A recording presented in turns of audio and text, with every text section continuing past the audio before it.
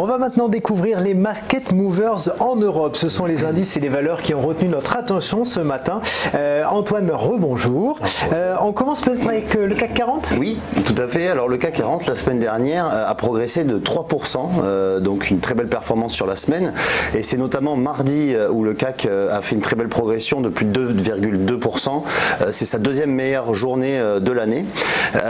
Et on peut dire que c'est encore une fois à cause des banquiers centraux, et notamment Mario Draghi, qui a fait une déclaration qui a dit que si l'objectif de retour durable d'inflation était menacé, des mesures additionnelles de soutien seraient nécessaires. Ce qu'il faut comprendre, c'est que la Banque Centrale Européenne sera encore présente pour soit baisser ses taux, soit pour faire un nouveau quantitative easing, ce qui a encore réconforté les investisseurs. Et donc on a terminé la semaine sur les marchés mondiaux en hausse de plus de 2% en général, et le CAC a très bien performé puisqu'il progresse de plus de 3% et il est sur ses sommets annuels.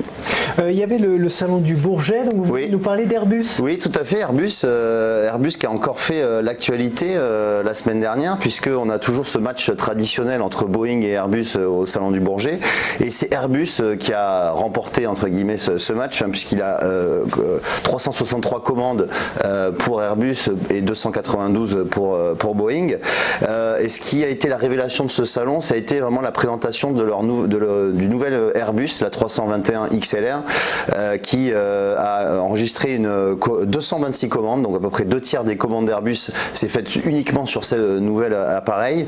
Et ce nouvel appareil en fait est vraiment intéressant puisqu'il va permettre d'ouvrir de nouveaux marchés. C'est un monocouloir qui va permettre de faire des longs courriers, donc plus de 10 heures de vol avec 220 passagers, et ça va permettre de relier de nouvelles villes entre elles, et donc toutes les compagnies se sont un petit peu ruées sur ce nouvel avion, et donc Airbus en a profité puisque, comme on peut voir sur ce graphique, Airbus a fait un nouveau sommet historique la semaine dernière à 126 €, et donc c'est un titre qui performe énormément depuis le début de l'année, puisqu'il est à plus de 46% de hausse, donc vraiment encore de nouvelles et de belles perspectives pour le titre Airbus dans l'avenir. Ouais, ce qu'il faut dire aussi, c'est que Boeing est malheureusement aussi plombé par les deux crashs de son 737 MAX. Exactement. Qui est cloué au sol, et on ne sait même pas quand est-ce qu'il va reprendre. Exactement, c'est vrai que le 737 MAX est cloué au sol depuis le mois de mars, et donc Boeing pâtit vraiment de cet événement en fait, et du coup le 737 MAX a beaucoup moins de commandes et a enregistré très peu de commandes lors du salon, effectivement. On va parler maintenant de Natixis. Oui, Natixis qui a également fait les gros titres la semaine dernière, puisque le titre a perdu plus de 12% sur la semaine, et c'est notamment un article du Financial Times qui a mis le faux pot de la semaine dernière et qui a pointé du doigt l'illiquidité de certains actifs d'une de ces sociétés de gestion, H2O.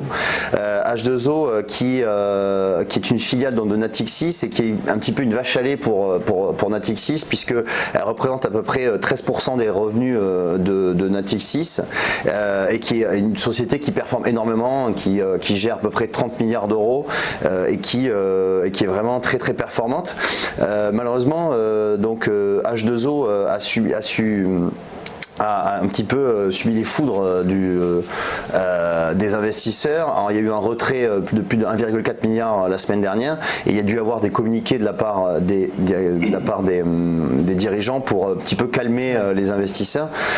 Malgré cela, on a le titre Natixis qui a perdu comme je le disais, plus de 12% sur la semaine, et qui perd 43% depuis le début de l'année. Ouais, et on le voit ce matin, moins 2,51. Voilà, alors ceci étant, on a tout de même un titre qui est survendu depuis le début de l'année, et c'est vrai que le niveau des 3,33 sur le titre est un niveau assez intéressant. C'est un support long terme, donc il pourrait y avoir un point d'entrée intéressant sur le titre.